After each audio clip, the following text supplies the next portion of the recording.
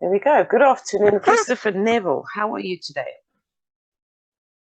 Well, that famous phrase that I use quite a lot, especially at my age, of one foot goes in front of the other.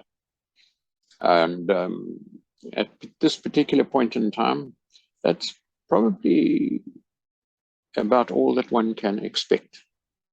There's an old Chinese curse that I sometimes talk about. It was apparently started by that man who started everything in China, Confucius. And apparently what he said was, as an old Chinese curse, may you live in interesting times. Is this true? I haven't the faintest idea. But I quite look at it. I quite like it. Imagine if times were dull and boring, that you woke up in the morning and it was just nog 'n dag, but vooruit lê. Just another day that stretches ahead without terribly much happening or one thing in another. I think we would get very fed up with it. As I'm quite fond of saying, and it's a very controversial thing to say, I can't imagine anything worse than living in the Garden of Eden. Because in the Garden of Eden, everything is perfect. So there's nothing to do. Now, can you imagine waking up in the morning and there's nothing to do? I think from time to time, we all experience days like that, and they're not much fun. It's only when there is something to do, something to handle, that life is either interesting or exciting, and quite frankly, enjoyable. Otherwise, it's a tedious matter. Now, as to whether it's interesting and exciting, depends on one thing. And the one thing, it's quite a wonderful thing, because we are totally in charge of it. Depends on your attitude to that particular problem. You can say, well, this is the end of the world. I don't know what to do. And we can lie down and let the world trample all over us. Some of us go to the extreme and actually say, no, this is too much, can't deal with this. And we even go so far as to commit suicide, which to me is the ultimate stupidity. And frankly, something that we're not allowed to do. Another topic for another time, perhaps, this whole business of suicide. So when we are given these difficulties, if we look at them logically, they're an opportunity for us to display our talents. Those of you who've been listening to me over the last few weeks have probably heard me say this a couple of times, that life will not give you something you cannot handle. I fervently believe that. Is that easy? No, it's not easy. But if life will give you something that you cannot handle, then you might as well give up. There's no point in carrying on, because then you can't solve it. You can't solve it. So give up, whatever give up means for you. And I can't buy that. The universe sometimes plays some funny tricks, but it will not give us something we cannot handle. We might have to dig deep. We might have to upskill ourselves. We might have to ask for support in all the different ways that we can handle whatever life confronts us with. The one thing it's not likely to be is easy. It's probably quite simple, but it will appear to be simple 9 times out of 10 with the wisdom of hindsight. You know, that great wisdom of the universe when you look back and say to yourself, oh, if only, if only. We all do that from time to time. Do I fall into that trap? Of course I fall into that trap. There's one thing is that I am human, and I get reminded of that every morning when I wake up in this rather ancient body of mine, and one foot insists on going in front of the other so that I can get to the loo. Because that's obviously well, not perhaps obviously, but it's certainly most decidedly my first port of call in the morning when I wake up is the loo, and I better get there quickly. So most decidedly, one foot needs to move in front of the other. And so far, I'm doing okay. I haven't wet the bed yet. That might be an experience that still awaits me, but not yet. So far, I swing the legs neatly out of bed, put one foot in front of the other, and make the 15 steps or so that it takes me to get to the loo. Does that sound an oversimplification? I'm afraid it's not. It's not. Because to continue that little story, it would be very easy, especially here in the UK, where the days are now getting cold and getting that nasty, vicious cold. They're not there yet, but it's decidedly cool. That to stay snuggled down in bed would be very easy. But you are very aware of the consequence of that, right? Yeah, exactly. So sometimes it's an effort. And getting out of bed is a relatively straightforward thing. And sometimes the problems that we are confronted with are not that straightforward. And we have to get inventive. But just because they're not easy doesn't mean they're insoluble. Life will not give you something you cannot handle. So, what are you going to do? Well, one of the first things that you probably need to do is write down what the problem is. It's an old shamanistic technique because it takes it out of the uncertainty of the thought processes and makes it real. It's actually a magical process. For me, when I say write something down, I want you to use a very specific technique, and that is a pencil. Pencil is made of graphite, which is a very good conductor of energy, both electrical and spiritual. Because there's not much difference between spiritual energy and electrical energy. They both need good conductors. And so sit down in a quiet place, have a cup of tea, always a cup of tea. It's a remarkable substance. It lifts the spirits, it's warming, it's comforting, and it's plentiful, and still at this particular point in time, relatively cheap, although you can get very expensive ones.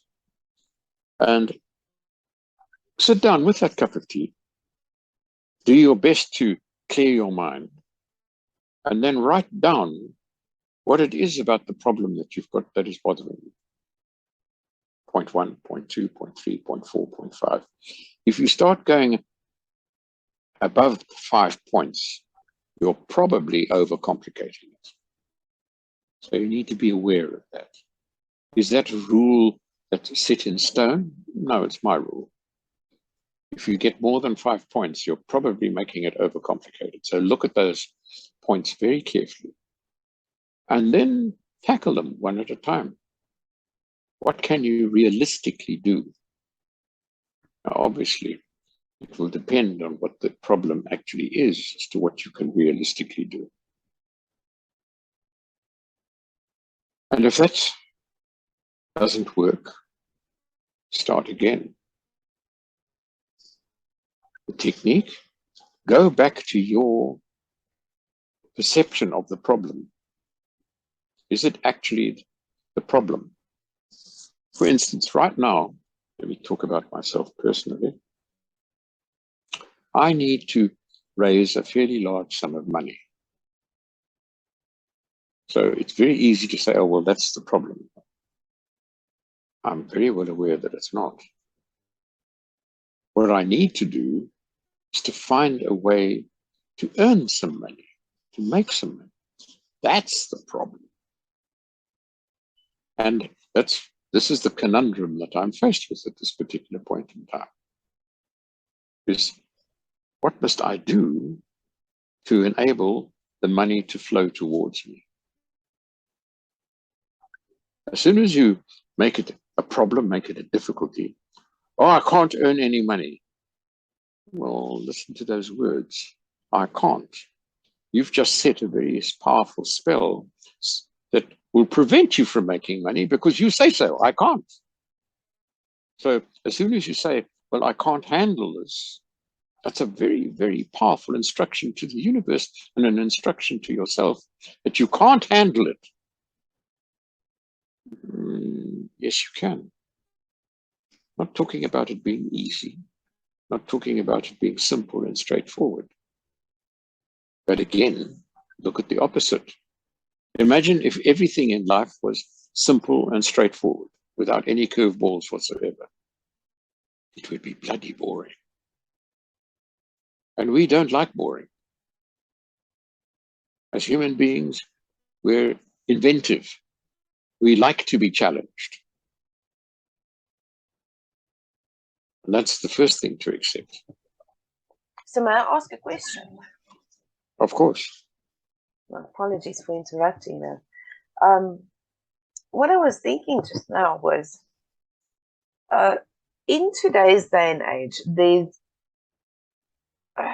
so much of labeling on people, and specifically in terms of problems.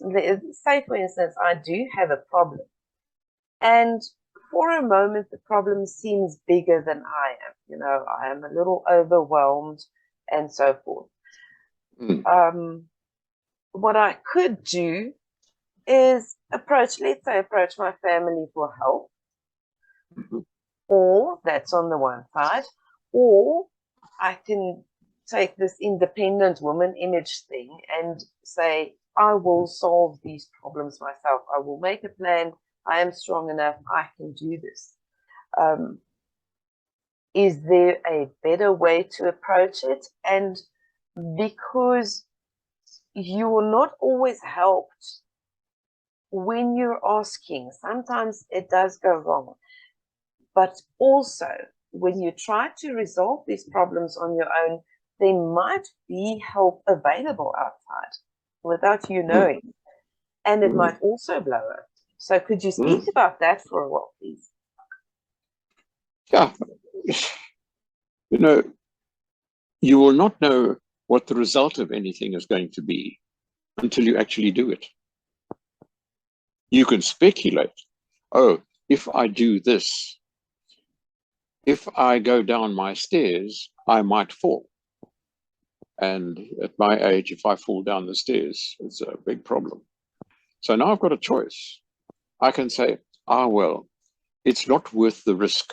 So I will sit upstairs, which means I can't have another cup of tea because the kettle is downstairs. So there are times when you have to look at what you're doing and perhaps take the risk. For instance, asking for help. Who are you going to ask? Well, there's no point in asking somebody that you know can't help. So look around for somebody that you think might be able to help out of you. And we never know what's going on with another person. We never do. Because and even it's when not they a tell good us, thing to assume, yeah. That's the point. I mean, there is that rather smart-ass thing of assume that makes an ass of you and me. Yeah, it's a bit clever because it is a bit clever because our life is based on assumptions. Because when I set off from the top of my rather steep stairs to go down to the bottom to make another cup of tea or to feed Harry, my cat, I assume I'm not going to fall that I will arrive there. So life is based on assumptions to a very large degree. I assume that it will shortly be lunchtime and that I will be in a position to go and make myself something for lunch. I assume that the sun will go down at roughly 8 o'clock here, and that it will then be dark so that I can retire to bed in a comfortable state. Because to try and go to bed when the sun is up is something, I don't know, children have a difficulty with that as well. You know, those of you who've got young children will know, but Dad, the sun's still up. And you're putting me to bed. A common complaint amongst children. So we have to take advantage of the one enormous human talent. It's very tempting to ask you, what is it? But as this is not a live thing in that sense, I'm going to have to tell you, you can change your mind. And if you change your mind, the chances are very good, or at least you will open the door to changing your results. For so long as you insist that what you're doing is the right way, the only way, and that there is no other way, well, then you're stuck. As soon as you change your mind, you open up the world of possibilities. And then it's effort, then it's exploration. Can that sometimes be uncomfortable? Afraid so. But then who promised you a rose garden? And sometimes life is not a comfortable process. Let's face it, the way in which we arrive here is anything but a comfortable process. Ask any woman, because we've all come via a woman. And for them, as well as us, it's not a comfortable process. I love the way that one of the very first things that we do when we celebrate the arrival of a child is wait for it to cry. That's quite sad, though. No, it's a cry of celebration. It's a cry of, yay, I made it. And pain. And pain. Pain for everybody involved. Even pain for the dad who's pacing restlessly up and down outside the delivery room, puffing on one cigarette after another, and just checking that he's got the cigars to hand out. It's not easy. So it's a life-threatening process. And life is that from time to time, a life-threatening process. That's quite true. And the wonderful thing is that we are designed to handle it. We've got the equipment. And it's mostly hinges on our attitude to the problem, our attitude to ourselves, our attitude to the possibility of a solution. So long as you say, I can't save it, okay, then end of discussion. Because you've just said so. You just cast a very powerful spell saying, I can't solve this. Right. So step one, I can solve it. I don't know how yet. And it's going to take some ingenuity. And I might have to look at all sorts of alternate measures and ways in which the problem can be approached. Hence, we're back a little bit, 5 minutes or so. Write it down. Write the problem down.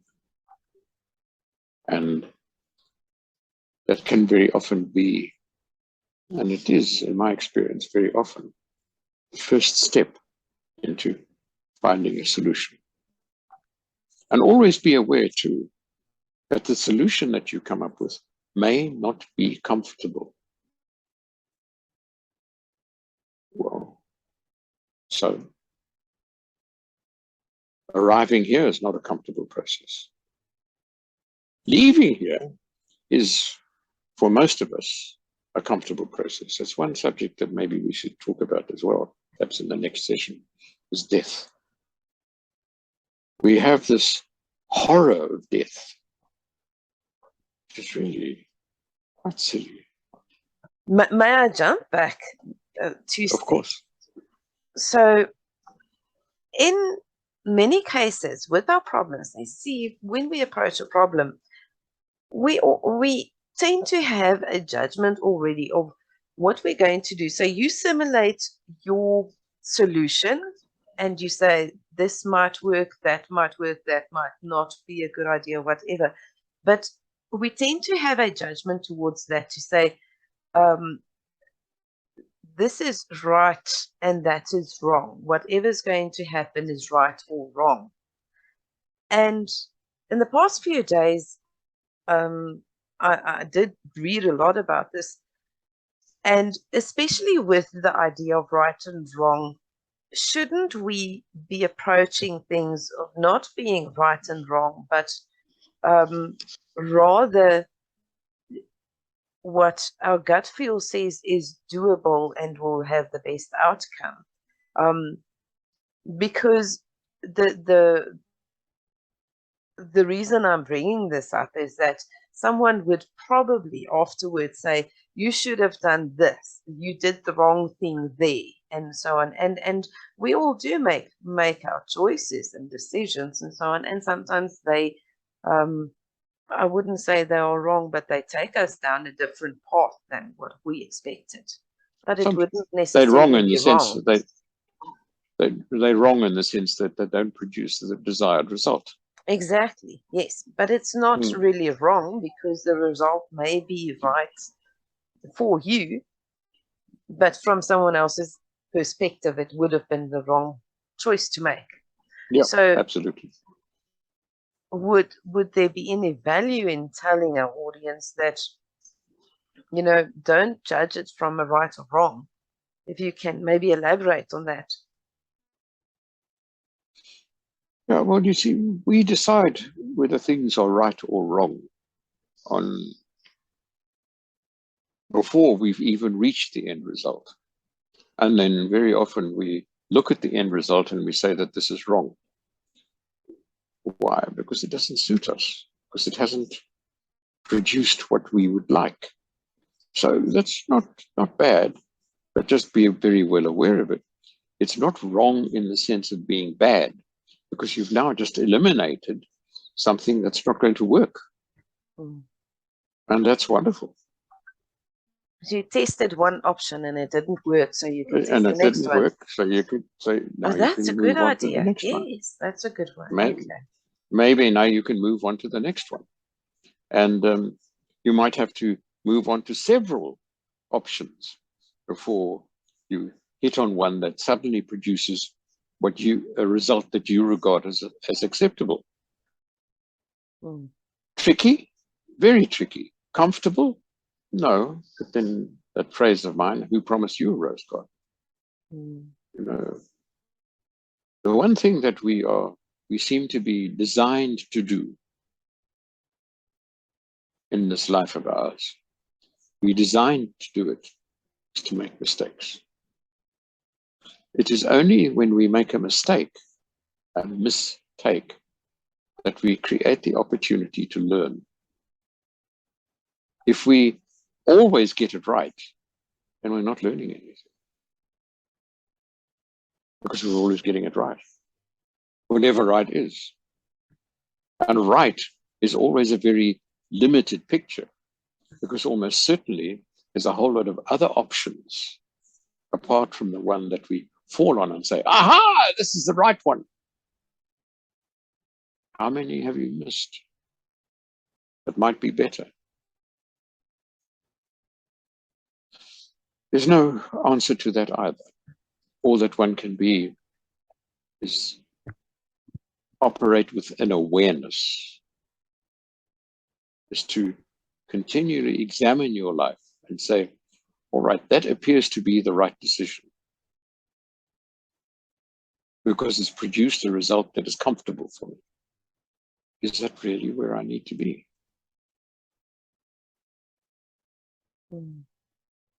It's something I wrestle with in my personal life. As most of you will be aware, we made the decision, my wife and I, some years ago now, to leave South Africa and come and live in the UK. It's a comfortable decision. Is it the right one? I don't know. I will only know when my soul, my spirit, decides to leave this body and move on to somewhere else. Where is it going to move on to? I don't know. It's a subject we can explore when we talk about death. But it's going to be a different place. And then perhaps I'll be able to look back and say, you fool. What you should have done is move to the United States. What you should have done was stayed in South Africa. What you should have done was move to Australia. What you should have done was, I don't know, there's an unlimited number of realities that one can should have, would have, could have, yeah. Should have, would have, could have.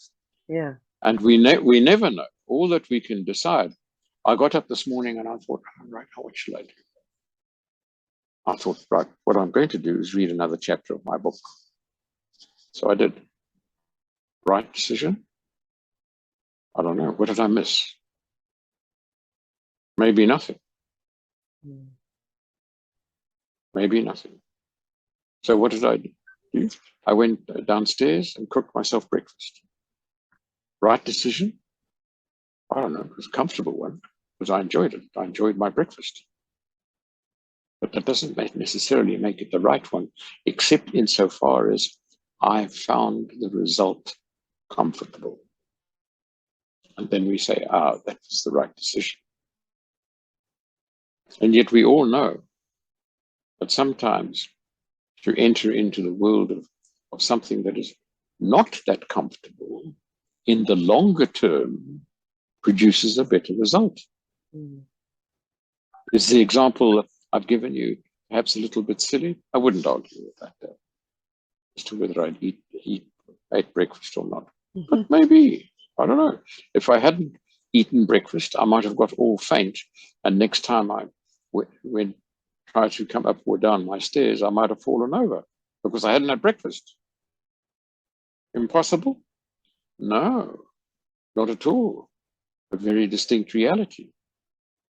So one can say with certainty, it was the right thing to do to have breakfast. Really?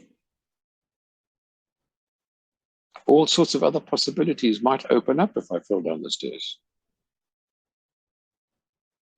Perhaps some of them not that comfortable. Perhaps some of them not that attractive.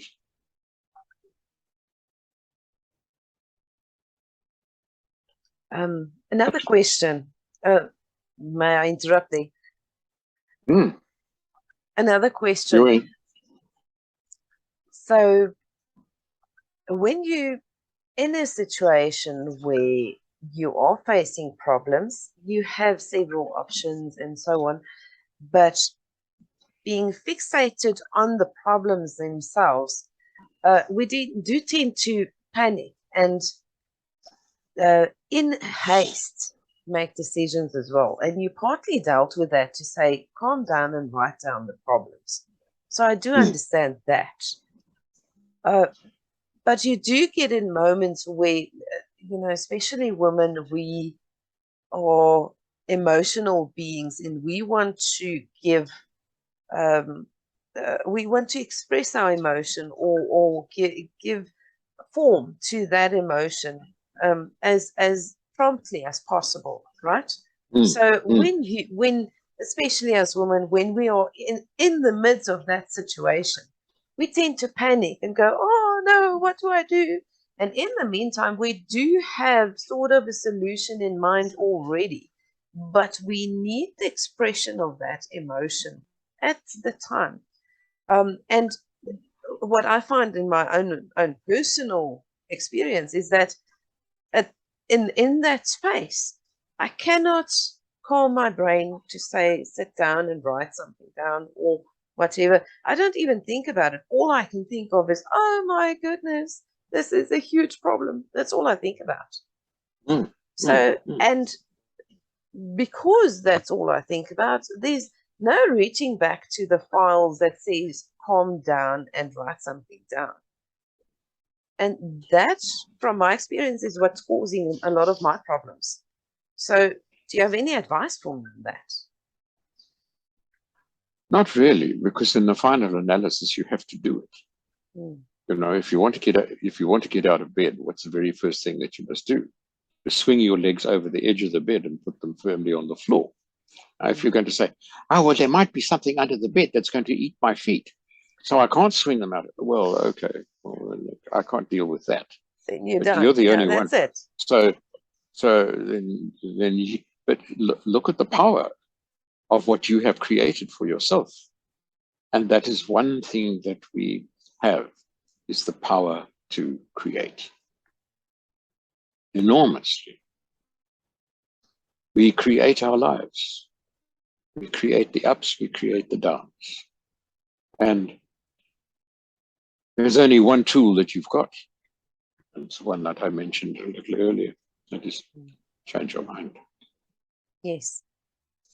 Realize this, that if you are going to approach life as something that you cannot handle, and listen to the words, if you are going to approach life as something that you cannot handle, then that will be your truth. But it's you that's created that truth. It's not an absolute truth. It might look like it, change your mind. It might seem like it, change your mind. Instead of saying, I can't, try saying, I can. And I'm not quite sure what to do right at this particular point in time. So what are my options? Write them down. This writing down is a very powerful tool, because as soon as you write it down, you give it a reality. And now it becomes something that is easier to deal with. For so long as you just leave it buzzing around in your mind like an annoying fly, that's what it's being, an annoying fly. And we all know that this business of chasing the fly, it's very difficult to get away from this bloody fly. Mm. Okay. So sometimes we have to sit down quietly, let the fly land, even to going to the extent of putting a dab of honey on your hand so that the fly will land there, and then you can clap it. But rough on the fly. But hello, he also chose that. Yes. Which is why I say to you, write it down. Because that gives it a reality, which then makes it easier. Not easy. Actually, that's not even the right word. It makes it simpler to deal with. Write it down. Then you can look as your pencil moves, and use a pencil. As your pencil moves across the paper, you can say, what am I writing down here? What I'm writing down is actually bullshit. It has no reality except the reality I'm giving it. Good. Then write something else. We are cleverer than a basket full of monkeys. Sadly, we're not taught. We are taught that mistakes are bad. We mark them wrong. The cross, probably one of the most powerful images in our 20th century life, 21st century life. What I would like to see, this is a small digression, is that when our children do something wrong, we don't mark it with a cross. We write the letters WIP. And that is? I was hoping you would ask. Work. There you go. Please explain to us. WIP. WIP, work in progress. There we go. Because if you've written down an answer, it shows that you're working with it. It shows that you're thinking. Is it the right one or the right one? Only time will tell. But it's work in progress. That's fantastic. Can't do better than that. Well, that's very insightful. What a lovely talk. I do appreciate Thank this. you. Sorry, yeah, we did run out of time. Thank you so much, Yes, we are. Christopher. This was a lovely, lovely talk and very insightful. And I'll be sure to get some pencils and write down my problems and get better solutions for them. Not ballpoint pens, huh? Pencils. We can talk about what the whys and wherefores later. It's very simple. Okay. So Will do you have one you, last message, message to the audience? Yeah, go out there and wrestle. If you don't have problems, I feel for you. Your life must be quite boring. Wow. Thank you. Take care. Have a lovely day. Have a lovely afternoon, and we'll chat soon. You too. Bye-bye. Bye-bye.